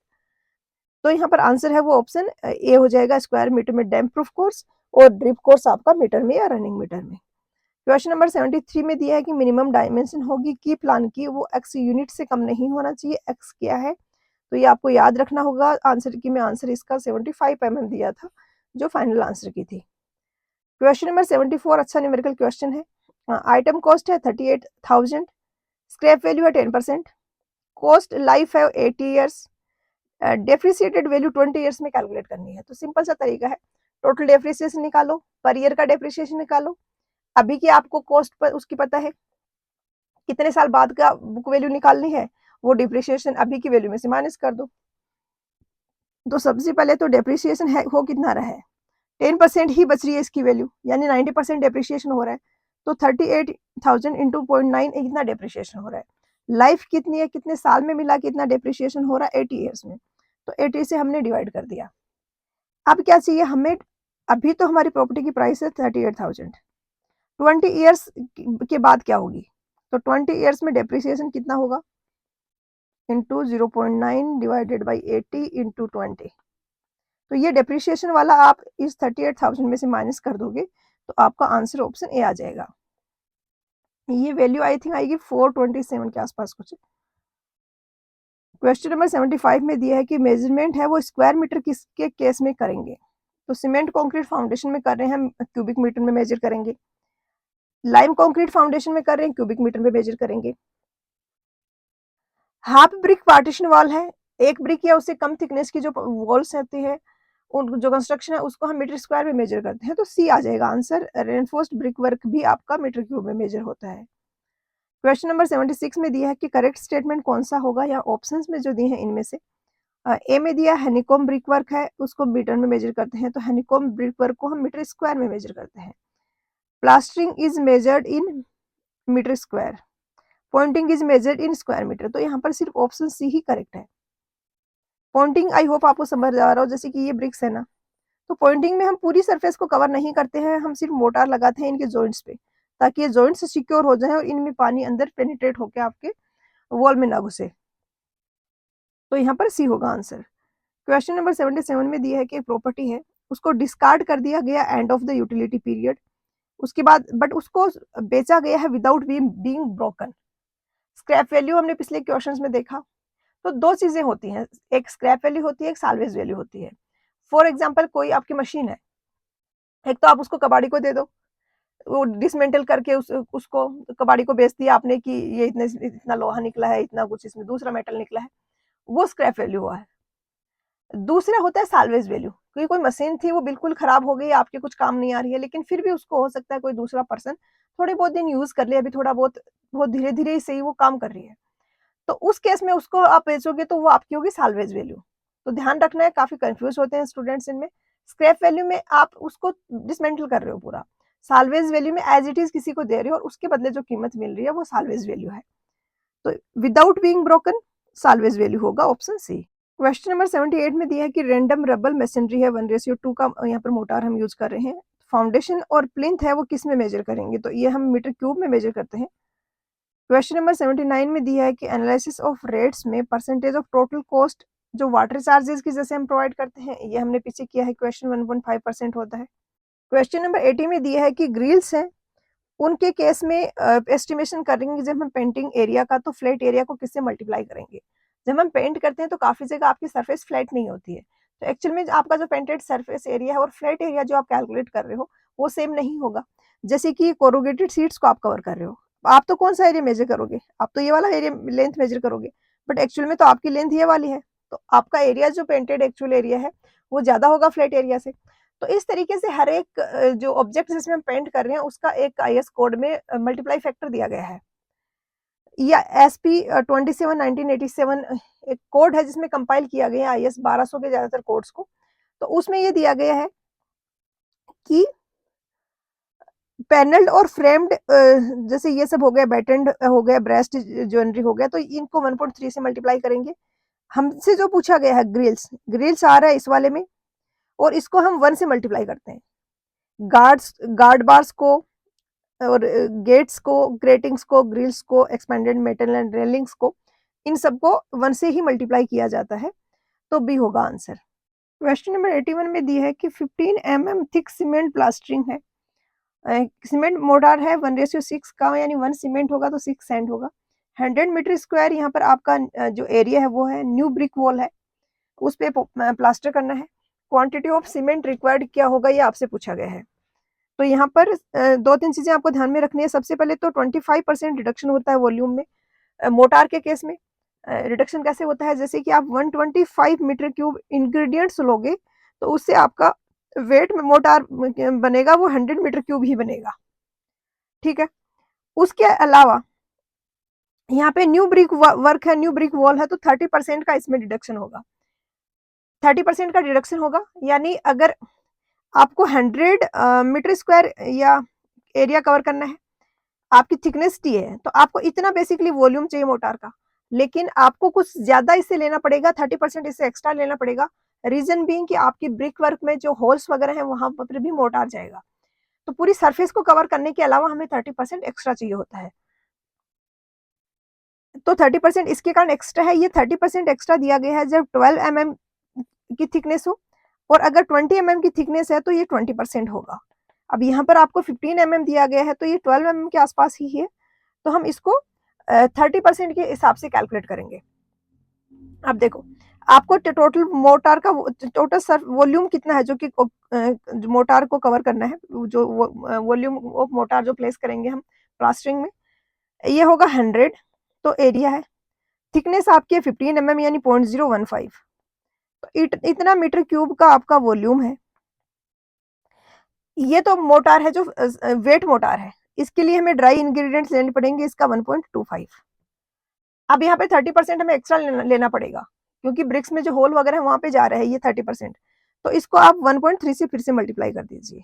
इतना वॉल्यूम आपको चाहिए होगा अगर आपको 15 mm थिकनेस की 100 metre square new brick work को कवर करना है। तो अब यहाँ पर आप क्या करोगे, ये टोटल आपका वॉल्यूम आ गया। आपको क्वांटिटी पूछी है सीमेंट की, तो सीमेंट का प्रोपोर्शन डिवाइडेड बाय टोटल, तो टोटल 6+1। तो इसको अगर अगर आप ये कैलकुलेट करोगे तो इसको सोल्व करने पर 0.348 के अराउंड आपका आएगा, जो कि है नियरेस्ट ऑप्शन बी यहाँ पर आंसर है। एक और चीज आपको याद रखनी है कि अगर कंक्रीट की बात कर रहे हैं तो रिडक्शन होगा वो 50% होगा। यानी अगर आपको 100 मीटर क्यूब वेट कंक्रीट चाहिए तो आपको 150 मीटर क्यूब आपको ड्राई इंग्रेडिएंट्स लेने होंगे, क्योंकि रिडक्शन ऑब्वियसली कंक्रीट में ज्यादा होगा, क्योंकि वहां पे लार्ज एग्रीगेट्स हैं, उनके बीच में काफी सारे वॉइड्स हैं जिनमें कि आपका सैंड और सीमेंट चला जाएगा। तो यहाँ पर आपका आंसर ऑप्शन डी हो गया। क्वेश्चन नंबर 82 में दिया है कि प्राइस लेवल में चेंज होने के कारण एक रिवाइज्ड एस्टिमेट प्रिपेयर किया जाता है। अगर सैंक्शनड एस्टिमेट किससे एक्सीड कर रहा है, तो लिमिट ये 5% है। 5% से ज्यादा अगर कॉस्ट एक्सीड कर रही है तो उसको दोबारा से प्रिपेयर करेंगे, हम डिटेल्ड एस्टिमेट बनाएंगे। क्वेश्चन नंबर 83 में दिया है कि सिक्योरिटी डिपॉजिट है वो क्या है, तो ये 6-12 महीने का जो भी है मेंटेनेंस पीरियड होगा, उसके बाद वो रिफंड कर दी जाती है। जो सिक्योरिटी मनी पीछे देखा था हमने 10% होती है, तो वो ली जाती है कॉन्ट्रैक्टर से कि ये बीच में बैकआउट ना करे, जो काम की क्वालिटी एक्सपेक्टेड है उस क्वालिटी का काम करे। जब वो कंप्लीट हो जाता है काम, उसका एक टाइम भी पीरियड रखा जाता है, एक रेनी सीजन या 6 महीने, उसके बाद वो वापस उसको रिफंड कर दी जाती है। तो यहाँ पर बी होगा आंसर। क्वेश्चन नंबर 84 में दिया है कि जब हम डिटेल्ड एस्टिमेट प्रिपेयर कर रहे हैं तो एरिया है कि उसकी एक्यूरेसी कहाँ तक रखी जानी चाहिए। तो ईस्ट डायमेंशन जो होगा वो नियरेस्ट होगा 0.01 मीटर के। ये बेसिकली ये 2-3 चीजें आपको हर एक IS 1200 में मिलेंगी ऑलमोस्ट, जहां पर भी जैसे एक्सप्रेशन है, ब्रिक वर्क है, इस टाइप की चीजें हैं। तो ईस्ट डायमेंशन जो लेंथ ब्रेड्थ विड्थ है वो एक्यूरेसी 0.01 मीटर होनी चाहिए। एरिया की बात है तो 0.01 मीटर स्क्वायर होनी चाहिए। वॉल्यूम की बात है तो 0.01 मीटर क्यूब होनी चाहिए। तो आपसे पूछा स्क्वायर वाला, तो बी हो जाएगा आंसर। क्वेश्चन नंबर 85 में दिया है कि साइट ऑर्डर बुक है, ये क्या रिकॉर्ड करने के लिए यूज होती है। तो ये एग्जीक्यूटिव इंजीनियर जो आपका है वो जो इंस्ट्रक्शन देगा उस वो यूज लिखने के लिए यूज होगी। और ये गुप्ता एंड गुप्ता की बुक का क्वेश्चन है, ESE में भी पूछा गया है, बी होगा आंसर।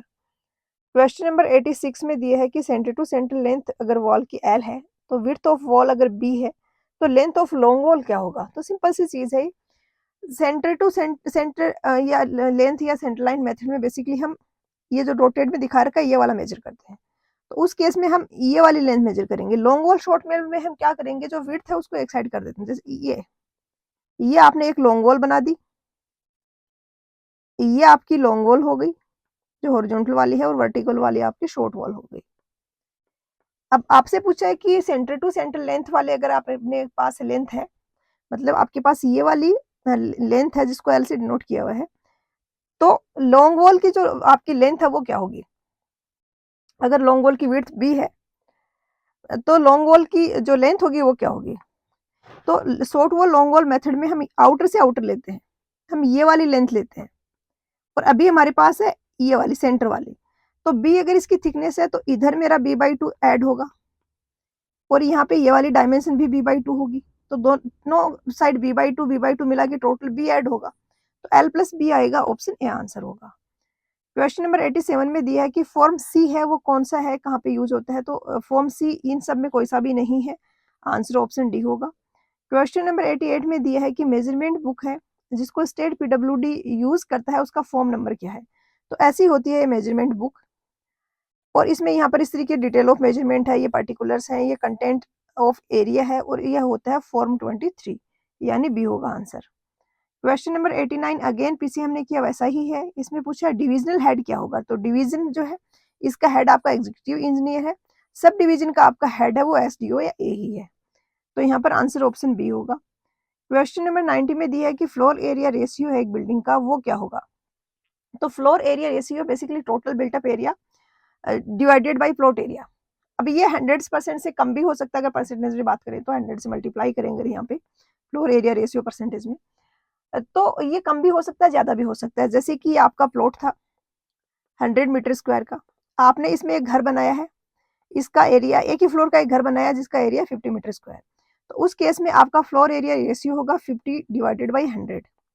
वहीं पे आपने 2 फ्लोर बना दिए, तो आपका अब फ्लोर एरिया हो जाएगा दोनों फ्लोर का मिला के 50 प्लस 50 100 डिवाइडेड बाई प्लॉट का एरिया। आपने 4 फ्लोर बना दिए तो 200 50 इंटू 4 करके 200 डिवाइडेड बाई 100, यानी अब इस केस में आपका ये 100% से ज़्यादा 200% हो जाएगा। तो इस तरीके से ये होता है फ्लोर एरिया। काफ़ी बार न्यूमेरिकल प्रॉब्लम्स भी आती हैं इस पे। क्वेश्चन नंबर 91 में दी है कि कौन सा एस्टिमेशन का मेथड है जो कि सूटेबल होगा अगर डिफरेंट डिफरेंट थिकनेस की वॉल्स हैं और डिफरेंट लेवल ऑफ फाउंडेशंस हैं। तो यहाँ पर इसका जो आंसर है, जो WRESE 22 की फाइनल आंसर की थी, उसमें long wall short wall method दिया गया है, बट सेम क्वेश्चन बाकी भी काफ़ी सारी स्टेट एग्जाम्स में रिपीट हुआ है और वहाँ पर partly centre line partly cross wall method है, वो आंसर की में फाइनल आंसर माना गया है। अब ये थ्योरेटिकल चीज़ है, इसका एग्जैक्टली हम कोई कंसेप्ट से नहीं कर सकते हैं कि ये स्ट्रिक्टली यही आंसर होगा। अब इसके लिए क्या चाहिए आपको? करेक्ट आंसर को क्लेम करने के लिए आपके पास कोई बुक चाहिए जिसमें कि लिखा गया हो कि हाँ, ये इस वाले टाइप की प्रॉब्लम के लिए ये वाला मेथड है वो बेस्ट रहता है। तो मेरे पास बी एंड दत्ता है, उसमें मुझे एज सच कोई रेफरेंस मिल नहीं पाया है इसका। अब आप लोगों को फाइनल आंसर क्या लेके चलना है वो आप पे डिपेंड है। मेरा अगर आप ओपिनियन पूछो तो मुझे लग रहा है आपको इसको फाइनल आंसर मान के क्वेश्चन को करना चाहिए, क्योंकि ऐसा नहीं है कि एक बार सीजी व्यापम ने कोई आंसर की में आंसर दे दिया तो 100% हर नेक्स्ट टाइम वही रहेगा। कोई स्ट्रॉन्ग अगर प्रूफ रखता है, रेफरेंस देता है, तो आंसर चेंज हो सकते हैं। अभी उड़ीसा स्टेट में हुआ है कि एक क्वेश्चन था, उसका पहले एक बार वो एग्जाम में पूछा गया था 2 साल पहले या 4 साल पहले, तो कुछ आंसर की में कुछ आंसर था, और अभी जब फिर से वो सेम क्वेश्चन रिपीट हुआ, बच्चों ने क्लेम किया, तो आंसर चेंज हुआ है। तो ऐसा नहीं है कि सीजी व्यापम की सारी एग्जाम्स में एक ही आंसर को कंसिडर करेंगे। तो मुझे लग रहा है सेफ साइड में रहते हुए सी है वो ज़्यादा बेटर आंसर होगा आपके लिए। तो ये था आज के लेक्चर का लास्ट क्वेश्चन। आई होप आपकी प्रिपरेशन अच्छे से हो गई है। बचा हुआ 1-2 दिन है, उसमें कुछ नया पढ़ने की बजाय रिवीजन पे ज़्यादा फोकस करें। तो all the best for your exam.